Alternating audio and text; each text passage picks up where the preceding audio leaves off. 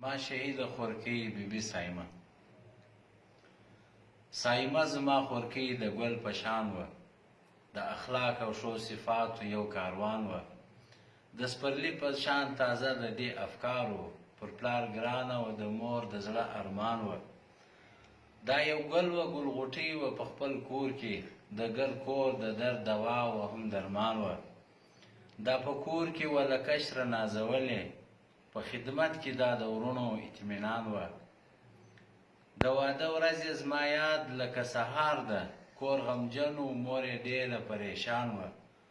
الله پاک خورکۍ ته ورکړي ښایسته زوی، خوشحالي په کور کې ټوله د عیان وه. بیا نو راغله د غم ورځ سایمه مړه سوه، بیا نو راغله د غم ورځ سایمه مړه سوه. عیان هم ورسره مړ ورځ د خفګان وه. قیامت راغلی پر ګرد کور د غم د لاسه، ورځ مې څه وه بس د غم یو لوی سامان وه.